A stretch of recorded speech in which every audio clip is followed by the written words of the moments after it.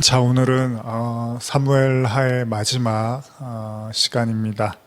사무엘하 24장 말씀을 함께 나누면서 이제 우리 길었던 사무엘 상하 말씀의 이제 마지막 시간을 같이 묵상하며 보내고자 합니다. 기도하시겠습니다. 하나님 아버지, 또 지난 2년여의 시간을 통해서 우리가 사무엘 말씀을 묵상하며 나갑니다.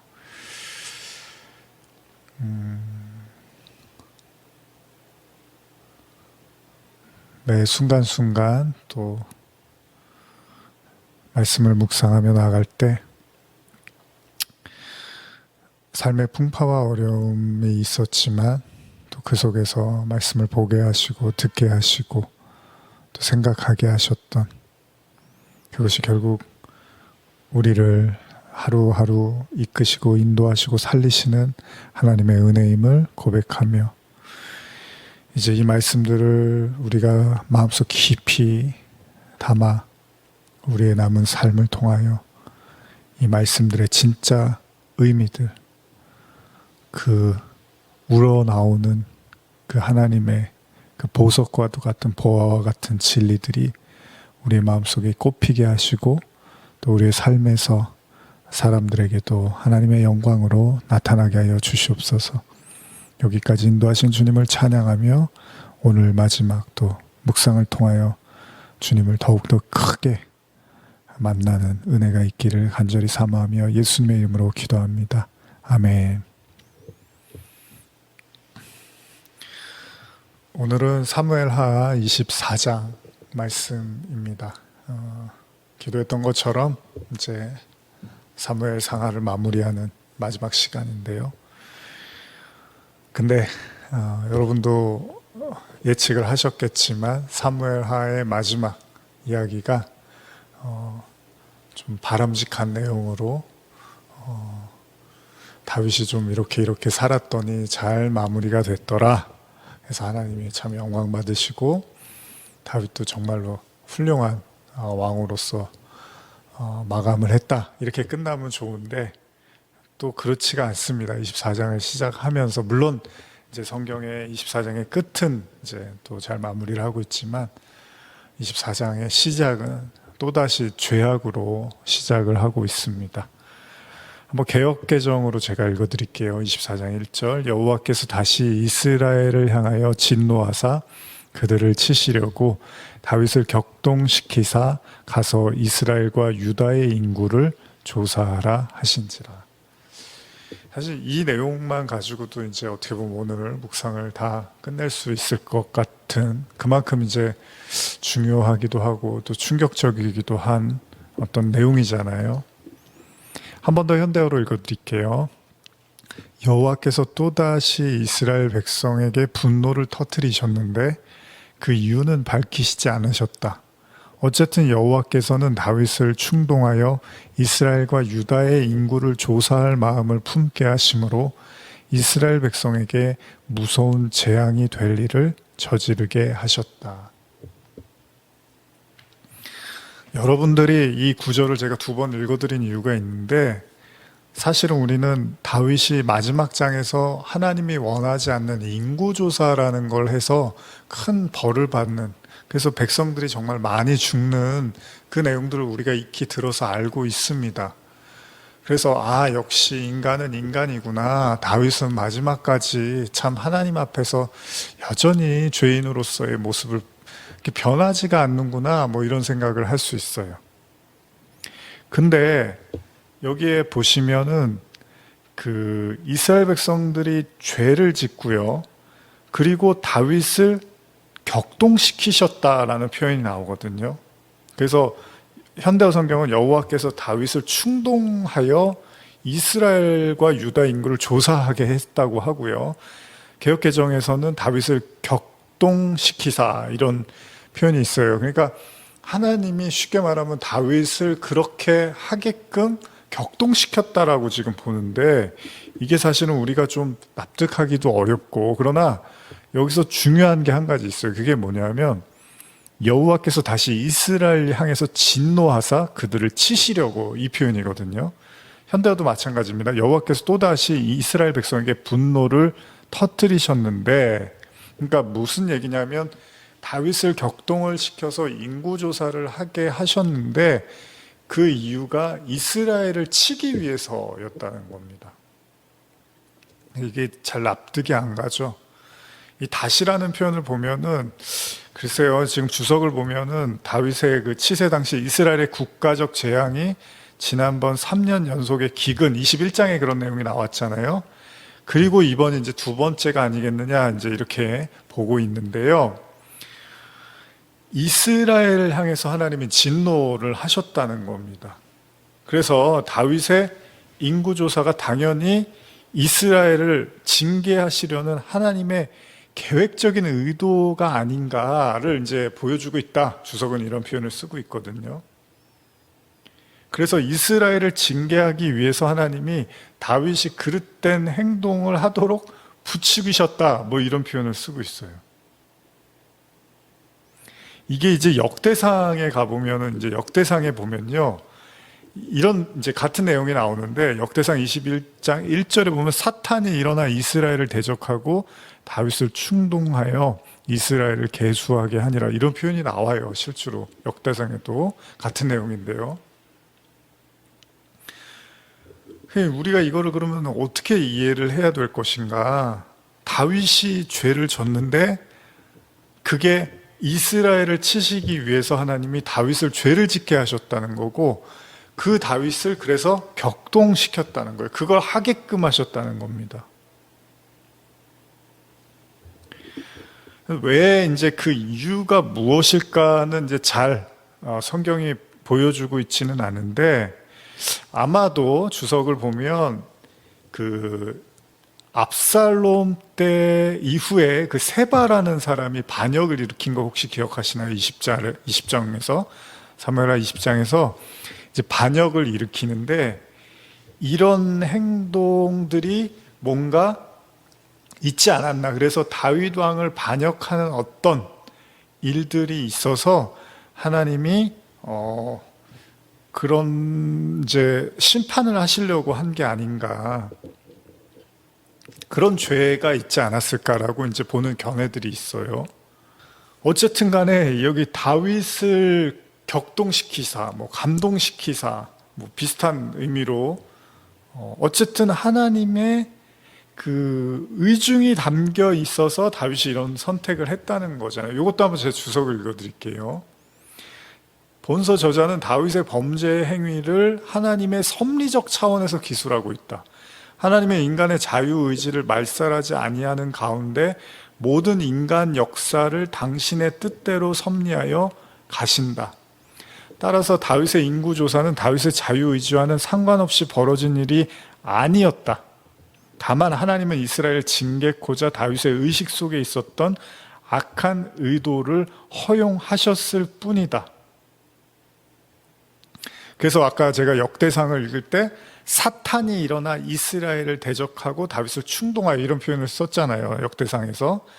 그런 걸로 봐서 이제 이걸 욥기하고 연결시켜서 말하는 거예요. 하나님이 욥을 시험을 허락하실 때 사단의 어떤 얘기를 하나님이 들으셨잖아요. 그러니까 사단이 한번 시험해 보겠습니다 그랬더니 그러라고 하셨잖아요. 그러니까 하나님께서 어쨌든 간에 그 사단을 통해서도 그런 일들을 허용하시는 걸로 봐서 하나님께서 그 이스라엘을 징계하고자 하는 그 하나님의 목적을 이루기 위해서 하나님의 허용하에서 사단의 격동으로 일시에 교만한 마음을 품은 다윗에게 이루어졌다. 이제 이게 주석의 내용입니다. 여러분은 어떻게 생각하십니까? 이게 참 쉽게 우리가 받아들이기가 좀 어렵죠. 현대어로도 한번 역대상을 제가 읽어드릴게요. 그 같은 내용인데 역대상 21장 1절인데, 이스라엘이 사방의 적들을 정벌하여 모두 굴복시키자 이번에는 마귀가 이스라엘을 유혹하여 재앙을 당하게 하려고 일어났다. 마귀는 이스라엘의 백전백승의 노장인 다윗을 꾀어 하나님의 권리를 침해하도록 부추겼다. 그러자 전쟁을 목적으로 인구조사를 하는 것은 언제나 하나님의 허락을 받도록 되어 있었는데도 다윗이 이것을 어기고 독단적으로 인구조사를 하여 백성에게 병역과 강제 노동의 임무와 세금을 부과할 결심을 하게 되었다. 자, 이렇게 시작을 해요. 사무엘하가 이제 이렇게 끝나려고 하고요. 참 어렵습니다. 근데 한 가지 우리가 생각할 건 하나님께서 이스라엘 백성들을 치시기 위해서 다윗을 이용하셨다는 거예요. 다윗의 마음을 이용하셨다는 거잖아요. 물론 이제 주석에서도 뭐 다윗이 하나님을 알고 경외했지만 뭐 다윗의 마음에 악이 완전히 없는 건 아니니까 그 인간의 마음에 그 자유의지를 통해서 이제 하나님께서 격동하게 하셨다는 건데, 이게 어느 정도 문제가 있냐면 요압 장군 있잖아요. 요압 장군, 다윗의 그 장군이죠. 이 요압 장군이 어떻습니까? 다윗의 말을 아주 죽어라고 안 듣잖아요. 다윗이 정말 중요하다고 하면 그냥 한 귀로 들은 채 자기가 하고 싶은 대로 했던 사람인데, 이 요압 장군이 이 다윗의 이 이야기를 듣고 만류를 합니다. 그러니까 그 정도로 정말 아닌 행동을 하는 거예요, 다윗이. 한번 제가 현대어를 읽어드릴게요. 21장 3절 4절인데요. 요압 장군은 즉각 백성의 반발을 의식하고 간곡히 만류하였다. 내 주 임금님이시여, 여호와께서 그분의 백성인 이스라엘을 지금보다도 100배나 더 많게 늘려주시기를 이 몸도 진심으로 원합니다. 그러나 이 수많은 백성이 모두 기쁘게 임금님을 섬기며 이미 충성을 다하고 있지 않습니까? 그러니 그것으로 만족하십시오. 지금 인구조사를 하시면 모두 다 전쟁 준비를 하거나 세금을 더 내게 하거나 부역을 부과할 것으로 생각하고 반감을 품게 될 것입니다. 그런데도 무엇 때문에 그런 명령을 내려 백성들을 자극하려고 하십니까? 이스라엘을 큰 죄에 빠뜨리실 작정이십니까? 그러나 요압의 간청에도 불구하고 왕은 명령을 거두려 하지 않았다. 오히려 그에게 무조건 복종할 것을 명하였다. 이렇게 하여 요압이 궁중에 나가 온 나라를 돌아다니며 조사한 뒤에 다시 예루살렘으로 돌아와, 이렇게 이제 이야기가 진행이 되는 거예요. 다윗이 뭐가 이제 쉬인 거죠. 요압까지도 이거는 아니라고 하는데도 다윗이 이걸 하겠다고 하는 거예요. 그래서 결과를 보고합니다. 5절이야. 지금 칼을 들고 나가 싸울 수 있는 사람이 이스라엘에만 110만 명이 됩니다. 또 유다 사람 47만 명이 있습니다. 그러나 요압은 왕의 명령에 불만을 품고 있었으므로 레위 지파와 베냐민 지파의 인구는 조사하지 않았다. 큰 문제를 일으킨 거예요. 그러니까 요압도 이렇게까지 이건 아니다라고 생각을 한 건데, 뭐 누구 말대로 사람이 이렇게 미쳐버릴 때가 있잖아요. 갑자기 절대 그러지 않을 것 같은 사람이 갑자기 이렇게 확 횟가닥 돈다 그러죠. 요압도 아니 왜 저래? 오히려 나를 맨날 말리던 사람이 내가 하는 행동, 내가 압살롬 죽이려고 할 때도 당연히 나라를 위해서는 죽여야 되는데 죽이지 말라고 하고 최대한 하나님 뜻에 또 최대한 그 사람들을 생각했던 사람이 이건 뭐 하나님도 기뻐하지 않고 사람도 좋아하지 않을 일을 이렇게 이제 그냥 막무가내로 하자는 거예요. 그냥 오죽하면 요압도 말리다가 안 되니까 하기는 하는데 조사를 어느 부분은 하지 않는 거예요. 레위 지파와 베냐민 지파는 하지들 않아요. 하나님께서 결국은 이제 다윗을 심판을 하십니다. 그러면서 말씀하시죠. 역대상 21장 7절에서 10절 현대어입니다. 하나님께서 다윗이 인구조사를 한 일에 대하여 나쁘게 보시고 이스라엘을 내려치시사 그제야 다윗이 자신의 허물을 깨닫고 하나님께 죄를 고백하였다. 제가 큰 죄를 저질렀습니다. 저의 죄를 용서해 주소서. 제가 경솔한 탓에 그런 행동을 저질렀습니다. 여호와께서 다윗의 참모인 예언자 갓에게 말씀하셨다. 너는 가서 다윗에게 이렇게 전하라. 내가 3가지 벌을 열거하겠으니 너는 그 중에서 하나를 택하라. 그러면 내가 그 벌을 내게 내리겠다. 이거 참 이야기가 어렵습니다. 하나님이 다윗을 격동하게 해서 죄를 짓게 하시고, 그리고 나서 다윗은 또 회개를 하고 하나님은 이제 벌을 주시겠다는 게 우리가 생각했을 때는 좀 쉽게 좀 이해가 가지 않는 부분일 수 있습니다. 어쨌든 그 벌의 내용을 한번 보겠습니다. 11절 이하입니다. 예언자 갓이 왕궁으로 다윗을 찾아가서 말하였다. 여호와께서 이렇게 말씀하셨습니다. 내가 이제 3가지 형벌을 열거하겠으니 너는 그 중에서 하나를 택하여라. 자, 첫 번째입니다. 3년 동안 흉년을 당하겠느냐? 그리고 두 번째입니다. 석 달 동안 원수의 칼에 쫓겨 다니겠느냐? 세 번째입니다. 사흘 동안 온 나라에 전염병을 퍼뜨려 수많은 사람을 죽게 할 이 여호와의 칼을 맞겠느냐? 그러니 임금님은 잘 생각해 보시고 나를 보내신 분에게 무슨 대답을 가지고 돌아가야 옳을지를 결정해 주십시오. 갓은 똑같이 다 무서운 형벌들 가운데 어느 것 하나를 선택하라고 다윗에게 재촉하였다. 다윗이 무슨 선택을 할까요? 사실은 이 내용 보면은 3년 동안 흉년 어떻습니까? 물론 피해가 크죠. 석 달 동안 원수의 칼에 쫓겨다니는 거 굉장히 고달프죠. 사흘 동안 온 나라에 전염병을 퍼뜨리는 거. 근데 어느 게 가장 치명적이겠습니까? 제가 보기에도 흉년이 물론 배고프긴 하지만 치명적이라고까지 보긴 좀 어렵고, 석 달 동안 원수의 칼에 쫓겨다닌다. 원수의 칼에 쫓겨다니는 적이 한두 번이었습니까, 다윗이? 근데 어쨌든 간에 쉬운 일은 아닙니다, 석 달. 그런데 어쨌든 다시 또 하나님이 다시 원상복귀를 시켜주실 수는 있겠죠. 근데 이게 이제 그냥 다윗 개인적인 건지 아니면 나라 전체적인 건지 모르니까요. 그리고 마지막으로 전염병이 있는데 이거는 이제 수많은 사람이 또 죽게 된다고까지 이야기를 한단 말이에요. 여기 현대어성경에서는. 다윗이 어떤 선택을 할까요? 여러분 같으면 어떤 선택을 하시겠습니까? 다윗의 선택을 한번 보겠습니다. 13절 이하입니다. 마침내 다윗이 갓에게 대답하였다. 정말 어찌해야 좋을지 모르겠소. 그러나 꼭 그래야 된다면 차라리 한없이 자유로우신 여호와의 손에 직접 벌을 받겠소. 어떤 경우에도 내가 원수의 손아귀에 들어가 굴욕당하는 일만은 피하겠소. 이렇게 말을 하고요. 14절에 그러자 여호와께서 이스라엘 백성 가운데 전염병을 퍼뜨리셔서 이스라엘 사람 7만 명이 죽었다. 어마어마한 이제 희생을 겪게 됩니다. 지금 다윗이 정확하게 세 번째라고 말하지는 않았어요. 개역 개정을 봐도 그렇고요. 그러나 어쨌든 하나님은 그렇게 들으신 것 같아요. 이스라엘 백성들에게 큰 전염병이 일어난 거죠. 15절을 보시면 제가 개역 개정을 한번 읽어드리면 이에 여호와께서 그 아침부터 정하신 때까지 전염병을 이스라엘에게 내리시니 단에서부터 부엘세바까지 백성의 죽은 자가 7만 명이라.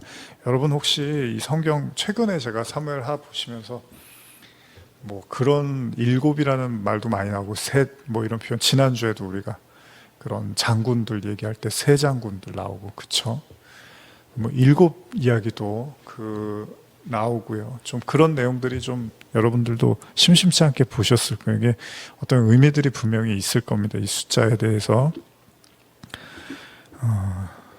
하나님께서 아침부터 정하신 때까지 이렇게 표현하는데 3일이라는 이제 말로는 쓰지 않고 어떤 정한 때까지라는 표현을 써요.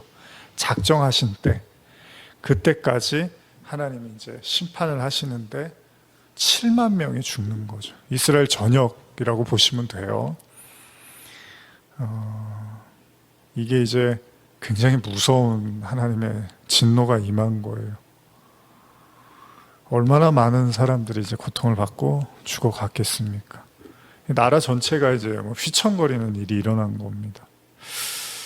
참 어떻게 이해를 해야 될까요? 중요한 건 여러분, 그러니까 이런 생각도 해보실 필요가 있어요.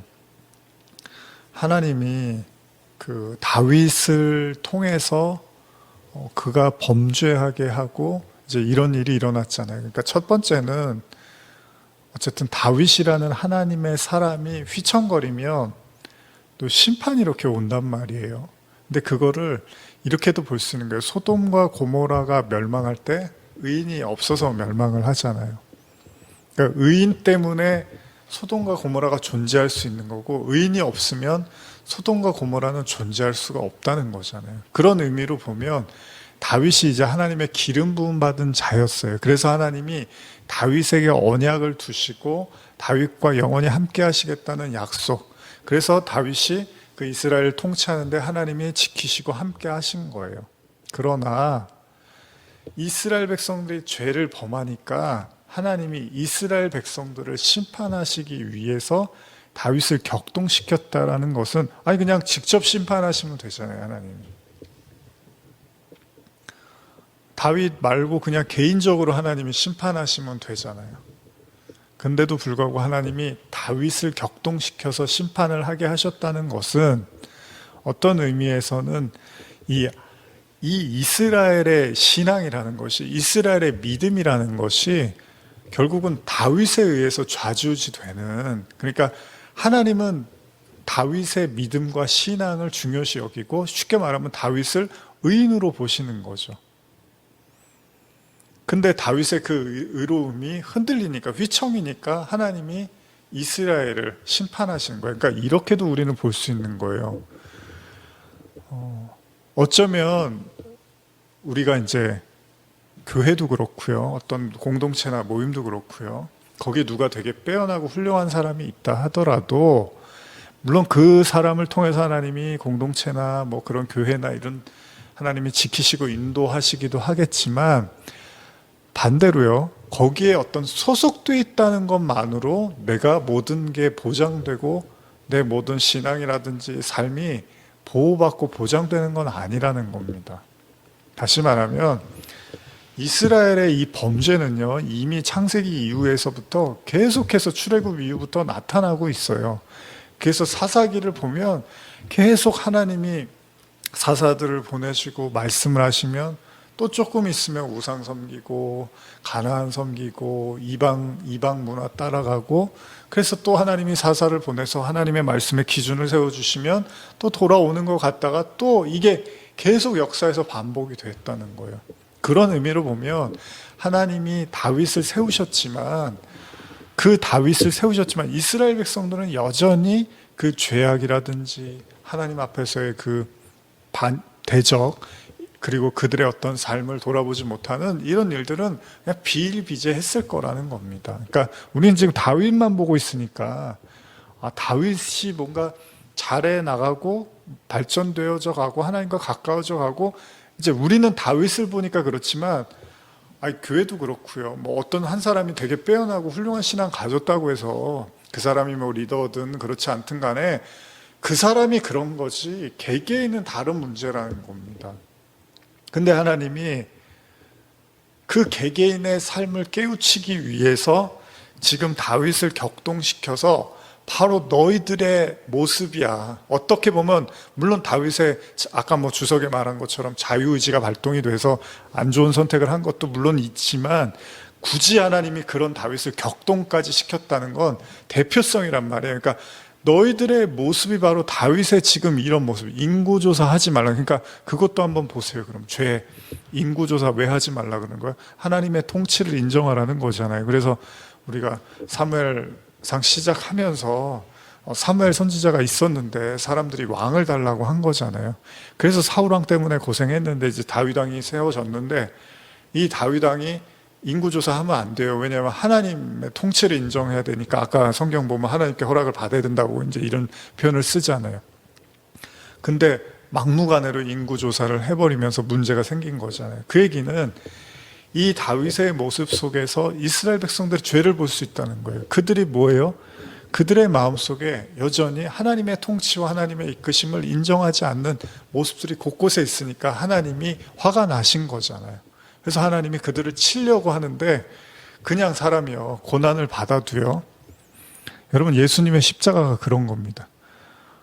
그냥 개인적으로 하나님이 심판하시고 이러면 내가 왜 심판받지? 내가 왜 삶이 어렵지? 왜 하나님이 나를 미워하시는 것 같지? 이건 잘 몰라요. 근데 예수님의 십자가라는 게 표적이란 말이에요.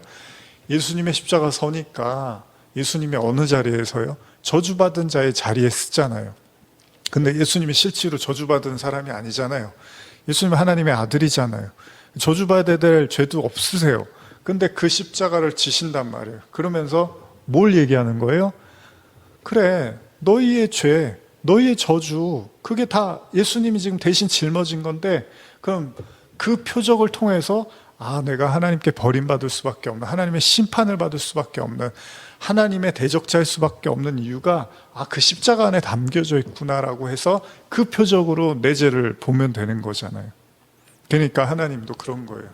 개인적으로 하나님이 심판하실 수 있지만 그 심판이 목적 자체는 아니잖아요. 그 심판을 통해서 하나님이 백성들을 일깨우고 깨우치게 하시는 거란 말이죠. 그래서 다윗을 격동시켜서 죄를 짓게 한다. 이 표현이 좀 여러분들과 제가 듣기에 뭔가 좀 이상하게 들리겠지만 어쨌든 성경은 그렇게 말하고 있단 말이에요. 그 다윗을 통해서 우리의 죄를 봐야 되는 거라는 거죠. 하나님을 인정하지 않는 삶. 그러니까 마찬가지로 공동체도 그렇고 어느 한 사람이 훌륭하고 빼어나고 대단한 믿음을 갖고 있다고 그게 다른 사람도 다 그렇다는 게 아니에요. 예를 들면 큰 교회, 훌륭한 교회인데 그 목사님 정말 대단해. 그렇다고 그 교회 다니는 성도들이 다 대단한 게 아니라는 거예요. 물론 영향을 받고 배움을 받고 그래서 조금 더 나은 모습으로 살 수는 있지만 모두가 다 그런 건 아니라는 거예요. 그런 옛날에 보면 우리 교회는 굉장히 훌륭하다고, 웬만한 교회하고는 우리는 비교도 안 된다. 우리 교회 평신도들은 웬만한 교회 훌륭한 어떤 그 수준급의 어떤 사람들이라고, 신학 굉장히 좋다고 이러는데 다 그러겠습니까? 근데 모든 사람이 그건 아니잖아요. 근데 우리는 가끔 이렇게 착각을 해요. 묻어간다 그러죠. 이 교회 목사님이 훌륭하니까 나도 그런 사람이 아니겠어? 저 사람이 대단한데 내가 같은 무리에 있으니까 나도 훌륭한 사람 아니겠어? 그건 다른 얘기라는 거예요. 가족 중에 우리 가족 중에 목사가 있고 우리 가족 중에 선교사가 있고 그거하고 아무 상관없다니까요. 여러분들 개인의 신앙하고요, 여러분들 가족 중에 목사가 있고 전도사가 있고 선교사가 있다고 해서 장로 권사 아무 상관없어요. 여러분 개인의 신앙은 여러분 개인 신앙인 거예요. 자기 신앙은 자기 신앙인 거지 내가 다니는 교회 목사님이 어떻고 내가 듣는 누가 어떻고 설교가 어떻고 그거하고 여러분 개인하고는 신앙은 또 다른 문제라니까요. 다윗이 하나님의 기름 부음 받아서 다윗이 왕이 돼도요, 그건 다윗의 삶이고 그 백성들의 삶에선 또 백성들 개인적인 하나님과의 관계와 신앙을 갖고 있어야 돼요. 다윗의 시대에 어려움이 없고 통치하는데 문제가 없고 가뭄이 없고 흉년이 없어서 잘 살았더라. 근데 잘 살았더라가 구원은 아니잖아요, 여러분. 그래서 그 사람들이 다 구원받았다는 얘기를 하는 건 아니잖아요, 성경이. 하나님이 다윗의 언약을 기억해서 하나님이 그렇게 보호해 주시고 인도해 주신 거지 개인적인 신앙은 다른 문제라는 거잖아요. 결국은 하나님이 다윗을 격동시키고 이스라엘 백성 7만 명을 죽입니다. 그러나 성경에서는 분명히 이스라엘 백성들에 대한 진노를 하나님이 표현하셨단 말이에요. 첫 절에서. 그러니까 심판의 목적은 이스라엘 백성을 향하고 있었다는 겁니다. 결국은 다윗은, 물론 다윗도 인간으로서의 죄인이지만 그 하나님의 마음을 이제 공감해야 되는 거예요. 자기가 왕이 됐다고 해서 그것만으로 다 된 건 아니에요. 하나님은 백성들을 향해서 이런 마음이 있으셨구나. 하나님은 그들을 향한 이런 공의와 심판을 생각하고 계셨구나. 이게 안타까운 이야기죠. 15절 이하를 한번 제가 읽어드릴게요. 현대어로 여호와의 천사가 이스라엘 온 지방을 두루 다니며 재앙을 내리고 이윽고 수도 예루살렘으로 가서 백성을 멸하려고 할 때였다. 하나님께서 내려다보시고 그들을 불쌍히 여겨 그 일을 중단할 것을 명하셨다. 그만하면 충분하다. 더 이상 쳐 죽이지 말아라. 이때 여호와의 천사는 마침 여부스 사람 오르난의 타작마당에 서 있었다. 다윗은 마침 베옷을 입고 장로들과 함께 죄를 고백하려고 기브온 언덕 위에 성소로 올라가다가 하늘과 땅 사이에 공중에 칼을 빼어 들고 예루살렘 쪽으로 가리키며 떠있는 천사의 모습을 보게 되었다. 그것을 보자 다윗은 장로들과 함께 그 자리에 엎드려 얼굴을 땅에 대고 참회의 기도를 드렸다.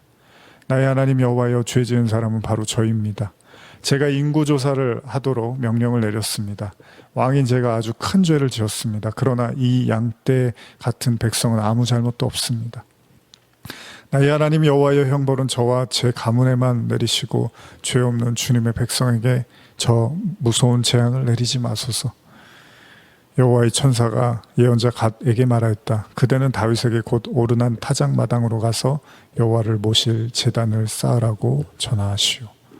자, 두 번째 관점인데요. 물론 이스라엘 백성을 향한 하나님의 칼날이 선 것도 분명합니다. 그러나 또 다른 다윗의 지금 모습에서 이런 고백을 해요. 자기 때문에 일어난 일이니까 백성들에게는 아무런 탓도 하지 않으셨으면 좋겠다는 거예요. 맞습니다. 다윗이 일으킨 죄예요. 그러나 아까 처음에 시작할 때 하나님이 격동하게 했다는 거예요. 그러니까 하나님이 그러한 다윗의 마음을 또 움직였다는 거잖아요. 바꿔 말하면 하나님이 움직이지 않았으면 또 다윗이 그런 선택을, 누가 봐도 요압이 봐도 아닌데 다윗이 굳이 하겠습니까? 그런 선택을.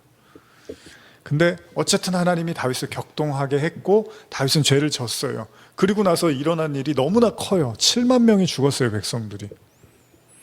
다윗은 당연히 회개할 수밖에 없습니다. 너무 괴로울 거예요. 그래서 자기를 치시라고 말을 하는 거죠.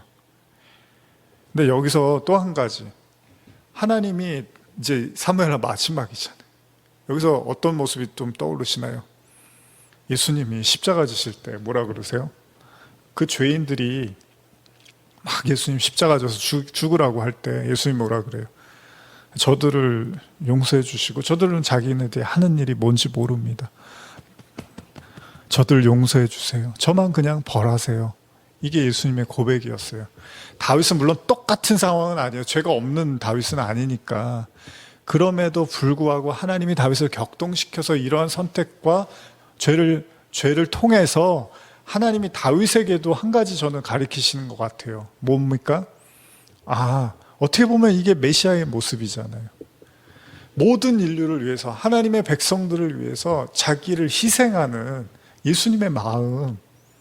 저들은 죄가 없습니다. 제 잘못입니다. 하나님은 어쩌면 다윗을 통해서도 그 마음을 갖기를 원하셨는지도 몰라요. 여러분, 진짜 왕은 뭡니까?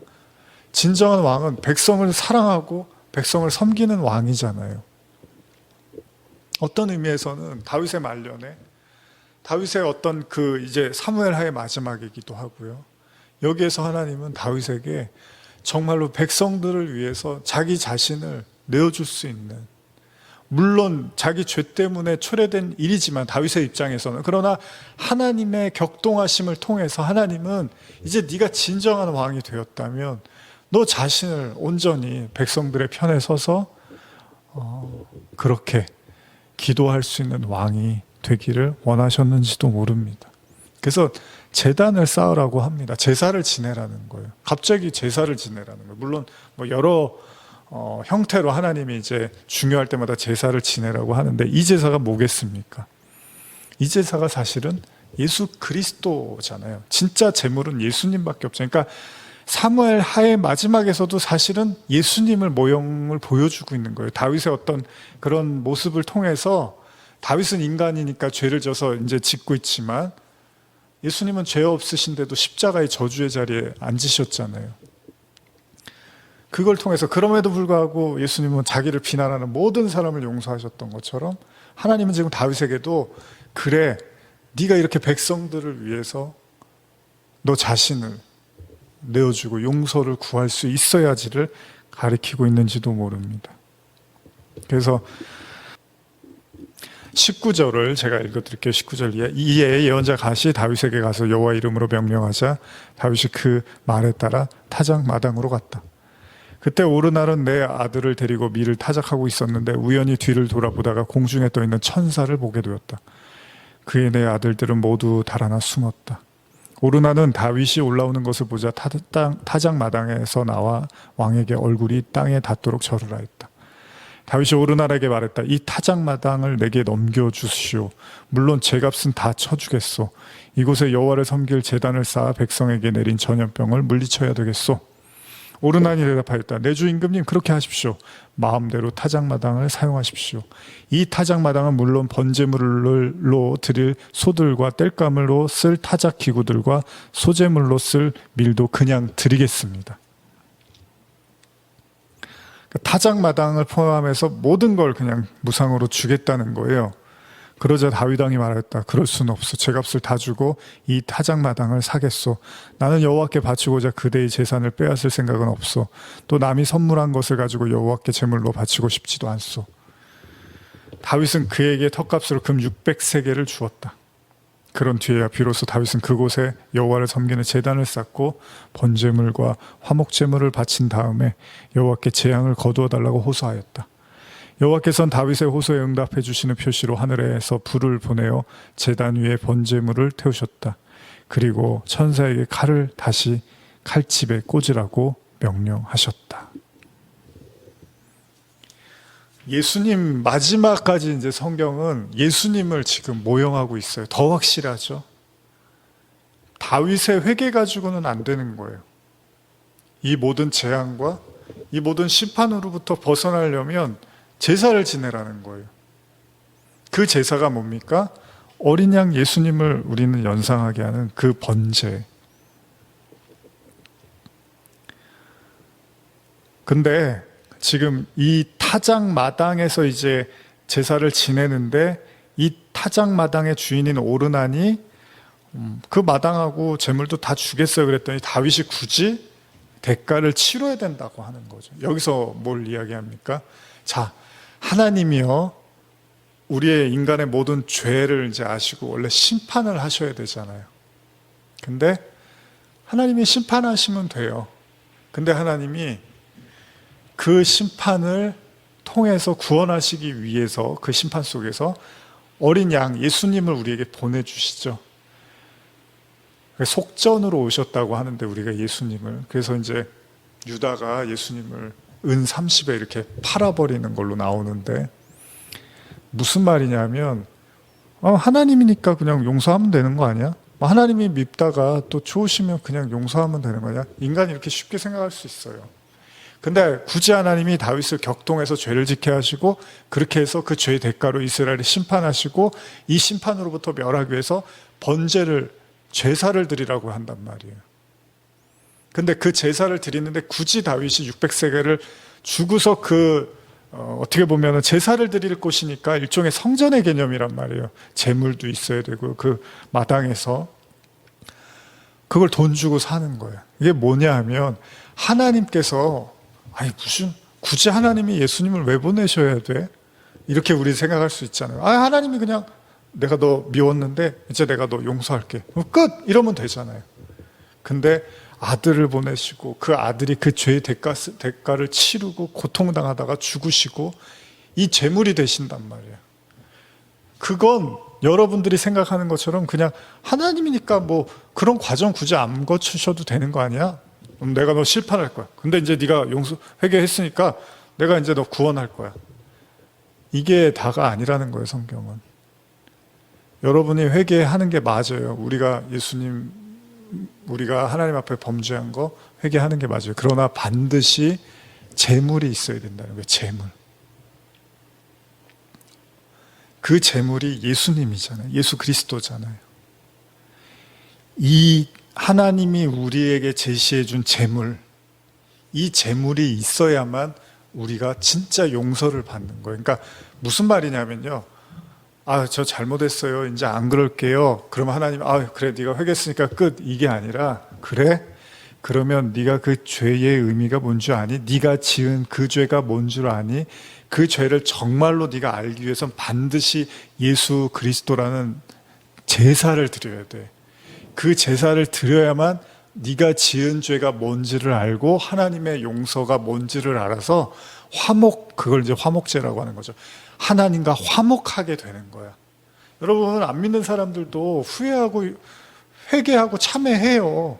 자기의 인생에서 일어났던 후회와 어떤 잘못에 대해서 참회도 하고 회개도 해요. 그러면은 기독교하고 그게 무슨 차이예요?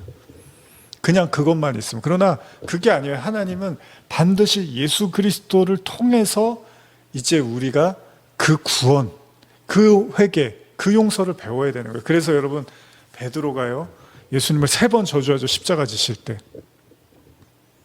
근데 그리고 나서 예수님이 부활하시고 베드로를 찾아가서 이제 용서해 주시잖아요. 베드로가 예수님을 십자가 앞에서 굳이 저주를 하는 거예요. 그건 뭐냐면 인간의 죄의 깊이와 강도는 예수님을 통해서만 깨달을 수 있다는 거예요. 뭐 내가 공포 영화 봤는데, 내가 스릴러 영화 봤는데 진짜 인간들 못됐더라, 악하더라. 그런 걸 보면요, 그런 생각이 들어요. 정말 나쁜 사람들이 많이 있구나, 세상에. 진짜 못된 사람들이 많구나. 저도 가끔 옛날 드라마 보는데 그 가부장적 어떤 그런 모습들, 아버지라면 무슨 말을 하고 무슨 행동을 해도 그냥 오케이인 거예요. 좀 보고 있는데 불편한 거예요, 저도. 지금은 이제 많이 시대가 바뀌었잖아요. 정말 나쁜 사람 많아. 소설을 보든 영화를 보든 책을 보든 드라마를 보든 또 뉴스를 보면 정말 나쁜 사람들 정말 많구나. 근데 그거 갖고 하나님이 구원해 주는 게 아니에요. 예수 그리스도라는 재물이 있어야 돼요, 여러분. 그건 뭐냐면 저 사람들 나쁜 사람들 많구나가 아니라 그 예수는 반드시 내 재물이 돼서 내가 어떤 사람인지를 보게 하는 거예요. 그래서 제사 드리라고 하는 거였어요. 그리고 그 제사의 실체인 예수 그리스도를 우리에게 보내주신 거죠. 지금은 이제 성령으로 우리에게 함께 하시는 건데, 그 제사를 통해서 구원의 진짜 의미를 알아야 되는 거죠. 그래서 하나님 기분 안 좋게 했다가 다시 하나님 기분 바뀌면 용서해주고 이런 게 아니라는 거예요. 제사는 뭐예요? 당신이 하나님이 제물이 돼서 오신 거니까 내가 너희를 용서한다라는 것은, 내가 너희를 받아들인다는 건 나에게도 어마어마한 고통과 희생, 나를 그 신으로서 신의 자리를 내려와서 자신을 깨어가면서까지 우리를 받아주시겠다는 어마어마한 사랑과 그 메시지, 아가페가 담겨 있는 거거든요. 그런데 그런 거를 우리 인생에서, 신앙에서 보지 못하면 인간 수준의 용서와 사랑으로 하나님도 이해해 버릴 거예요. 근데 그거 가지고는 구원이 안 돼요, 여러분. 그건 예수님을 만난 게 아니에요. 그건 예수님이 여러분들의 재물이 아닌 거예요. 여러분들이 그건 십자가를 진 게 아니라 그냥 세상 사람들이 알고 있는 유교라든지 도덕과 윤리 수준에서의 그 인간 됨됨이, 그냥 자기를 돌아볼 줄 알고 후회할 줄 알고 회개할 줄 아는 그런 수준 가지고는 구원이 안 됩니다. 그래서 사무엘 마지막 장에서 결국은 그 예수 그리스도의 제사를 가리키는 거예요.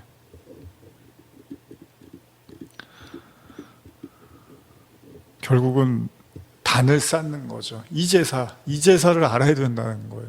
사실은 모든 성경이 이 제사를 얘기하고 있는 거예요. 이 예수 그리스도의 영단번의 제사. 제가 여러 번 설교 드렸고, 혹시 생각나시는 분들은 제 예전에 이제 제 설교 채널 따로 있잖아요. 거기에 나오는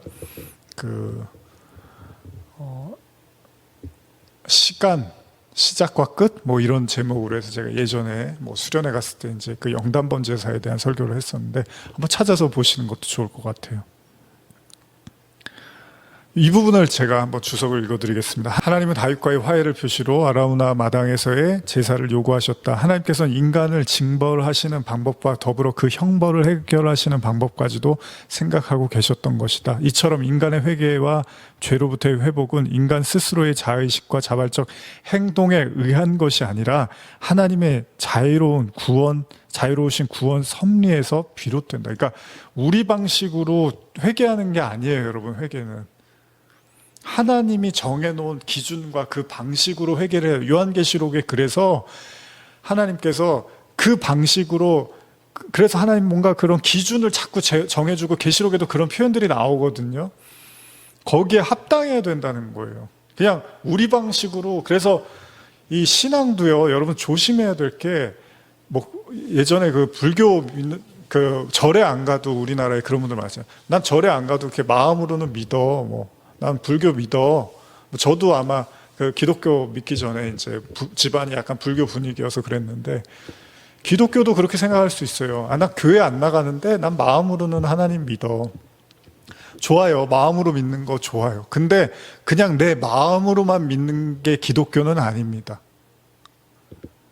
그냥 내가 나쁜 일 안 하고 마음으로 이렇게 착한 마음 먹고 살면 되는 거예요. 이거는 기독교가 아니라 그냥 일반 사람들도 다 생각하는 거예요. 그렇게 해서 죽으면 하늘나라 간다고 생각하는 거잖아요. 일반 사람도, 안 믿는 사람도. 뭐 타종교든 일반 사람이든 그냥 그렇게 생각해서 하늘나라 간다고 믿는 거잖아요. 그거는 안 믿는 거하고 같을지도 몰라요. 기독교를 믿는다는 거는, 하나님을 믿는다는 건 하나님의 방식대로 회개하고 하나님의 방식대로 살아나는 법을 이 땅에서 배우는 거고, 그래야지만 아가페 사랑을 깨닫는 거예요. 그게 진짜 하나님이 누군지를 아는 거예요. 고린도전서 13장에 그 믿음, 소망, 사랑의 진짜 그 하나님, 사랑의 실체를 배워야 된다면, 그 사랑만이 우리를 구원해 주는 거지, 나는 마음으로 믿어. 뭐 내가 뭐 말씀 잘 모르고 교회도 잘 안 나가지만 난 마음으로는 항상 믿어. 그건 여러분 마음을 믿는 거예요. 여러분들의 양심을 믿는 거고. 그걸로는 구원 안 된다는 거예요. 여기 말처럼, 주석의 이야기처럼 스스로의 자의식과 자발적 행동 가지고는 안 되는 거예요. 구원은 하나님이 제시한 방식으로 따라가는 거예요. 그게 십자가고 그게 그리스도예요. 계속 한번 읽어볼게요. 그런데 하나님께서 제사의 처소로 아리우나 마당을 특별히 요구하신 데는 그 의미하는 바가 크다. 즉 예루살렘 성 동쪽 모리아산에 위치한 그 마당은 아브라함이 이삭을 제물로 바치려 했던 곳으로 아브라함의 순종과 및 신앙과 하나님의 준비하신 여호와 일의 은혜가 기억되는 장소였다.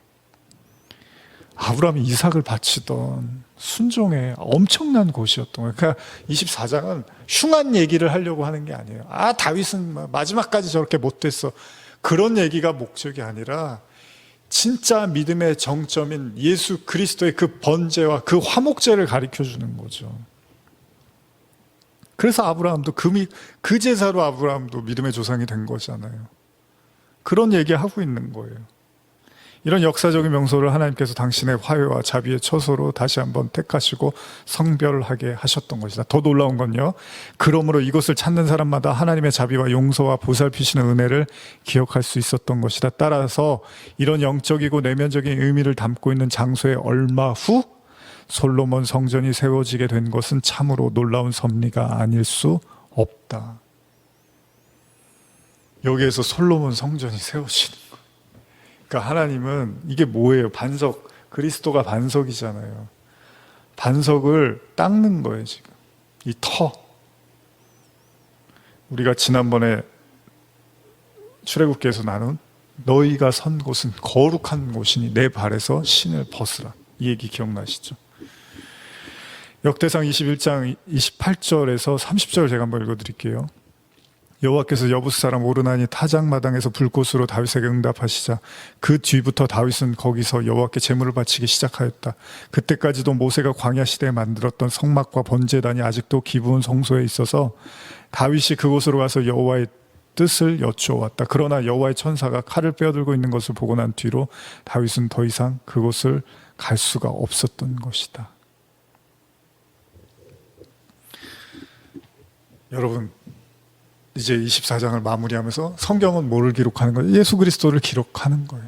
사무엘, 상하, 다윗, 사울, 압살롬, 수많은 이야기들을 우리가 보았습니다. 그러나 그 이야기의 결국은 뭡니까? 예수 그리스도의 십자가예요. 번제, 제물. 오로지 예수님밖에 할 수 없는 거예요, 그거는. 그래서 하나님이 모형으로 보여주시려고 다윗을 격동하게 하시고 또 이스라엘의 범죄를 보여주시면서 이걸 해결할 수 있는 제물, 이 제사는 예수밖에 없다는 걸 또 보여주고 있는 거예요. 그러니까 저와 여러분들도 마찬가지. 우리의 삶에서도 하나님은 끊임없이 예수밖에는 없어. 예수밖에는 너희들이 어떻게 할 수가 없어. 예수 그리스도 외에는 너희가 벗어날 수 없고 이겨낼 수 없고 구원받을 수 없고, 이걸 계속 가르쳐 주는 거예요. 뭐를 통해서? 죄를 통해서. 여러분, 온실 속의 화초라고 뭐 그 사람이 별일 없이 잘 살면 우리는 부러워하잖아요. 근데 아니에요. 부러워하는 건 뭐 그럴 수 있는데 아무 일이 없으면은 예수 그리스도를 알 일이 없어요. 굳이 알고 싶을 이유도 없고. 근데 죄 때문에 문제가 생기고 어려움이 생기고 환란이 오고 이러면 이제 절박해지는 거, 어떻게 내가 여기서 벗어날 수 있는가? 하나님은 우리에게 제시하는 거예요. 그리스도밖에는 없다. 그 그리스도는 뭐예요? 하나님의 자기 깨어짐이잖아요. 자기의 헌신이잖아요. 자기 죽음이었잖아요. 그건 아가페잖아요. 모든 걸 주겠다는 거잖아요. 너희가 진짜로 그 하나님을 정말 간절히 구하고 찾으면 내가 모든 걸 너희에게 허락하겠다. 그것이 하나님 믿는 자의 축복 아닙니까? 뭐 더 하고 싶은 얘기는 많지만 결국은 성전의 터를 보여주시면서 사무엘하는 마무리를 하고 있습니다. 그렇습니다. 성경은 저와 여러분들을 성전으로 만들어가는 과정이죠. 바울이 말한 것처럼 너희 안에 성령이 계시면 너희가 성전 아니냐? 성전은 뭐예요? 하나님의 임재. 바로 저와 여러분들의 마음이 하나님의 처소로 이렇게 만들어져 가는 과정. 그 과정에서 우리는 사울도 만나고 골리앗도 만나고 또 때로는 밧세바도 겪고 또 우리아를 죽이는 범죄도 겪고 또 나단의 뜨거운 또 메시지도 듣고 그리고 또 압살롬의 그런 반역도 겪고 이런 모든 것들을 우리는 다 겪으면서 하나님은 우리를 성전으로 만들어 가시는 거죠. 오직 그리스도만이 우리의 생명이고 소망임을 깨닫게 하십니다. 그 모든 은혜가 사무엘 상하를 지난 2년여의 시간 동안 듣고 나눴던 여러분들 모두에게도 함께 하시기를 간절히 축복하며 오늘 제가 축도하면서 마치고 싶습니다. 하나님 아버지 감사합니다. 함께 말씀을 나눌 수 있었습니다. 그러나 그 결론은 그리스도, 아가페 사랑의 하나님입니다. 부인할 수 없습니다. 우린 다 약하고 못나고 부족하지만 하나님이 우리를 붙잡고 계시는 한 우리는 그리스도로 말미암아 하나님의 영원한 자녀로 살게 될 것임을 믿습니다. 지금은 우리 주 예수 그리스도의 은혜와 하나님 아버지의 사랑과 성령의 교통하심이 지난 사무엘 상하 말씀을 들으며 함께 울고 웃으며 또 기도하며 부르짖으며 찬양하며 또 고뇌하며 묵상하며 나간 말씀을 듣는 모든 성도들 머리 위에 지금부터 영원히 함께 있을지어다. 아멘.